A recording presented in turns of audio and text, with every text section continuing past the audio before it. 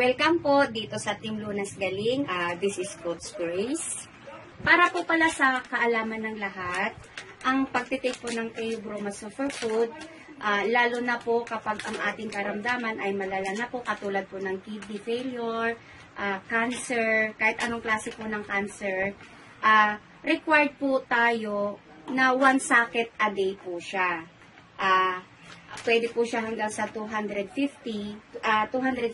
ml po siya. Ito po.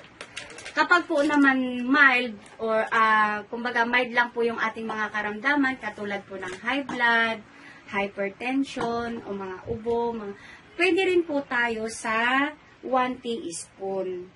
Ito po yung gagamitin natin. So, mamaya po, i-demo po natin kung paano po yung 1 teaspoon. So, pupunta po muna tayo sa 1 socket, yung 250 ml po.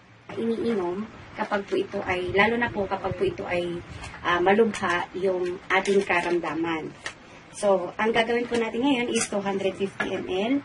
So, ang kailangan din po nating tubig is hindi po, yung mineral water po siya, as long na malinis po yung ating tubig na gagamitin. So, ang tubig din po na gagamitin natin is kailangan hindi po siya mainit na pinainit at hindi rin po siya malamig na pinalamig po na galing po sa ref po natin, ganun. Kailangan normal temperature ng ating tubig na gagamitin po sa ating Theobroma Superfood. Ang gagawin po natin is, ang pagtitimpla is dito po, dahil ito po hanggang 250 ml po siya. So, lalagyan po natin siya ng tubig. Ayan, hanggang sa 250 ml. Yan po yung dami ng 250 ml.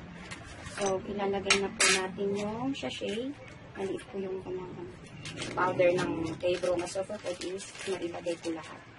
So, ganyan po siya karami pag nakalagay sa glass. Then, saka po natin ito ilalagay yung normal temperature ng tubig.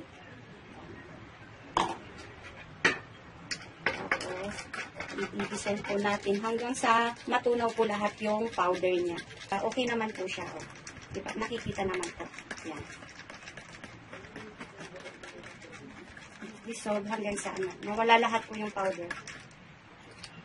So, ito po. Ito, okay na po siya. Oh, saglit lang po naman yung pag-stir natin para mawala yan. Ayan. Okay na po siya. Pwede na po siyang inumin. Inom naman po, lalo na po kapag first timer po yung ininom, iinom siya, ganyan.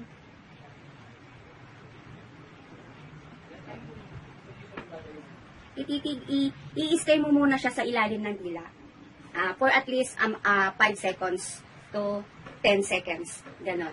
Bago mo siya lunukin.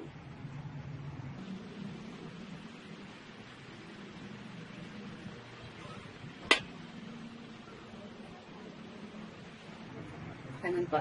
Hanggang sa maubos po. Then, kinabukasan, ganun po ulit. Ang best po ng pag-inom nito is before breakfast. Kasi, kaya po sinabing before breakfast, kasi yung bagong gising po kasi tayo nun, mas nakapahinga na po yung ating tiyan para mas lalong i-absorb nung ating katawan, nung ating tiyan, yung Theobroma Superfood. Mas mabilis po siyang mag-circulate po sa ating katawan at sa ating mga dugo. Kaya yun po yung nire-required ng ating doktor ng Theobroma Superfood na pag-inom po ng Theobroma Superfood.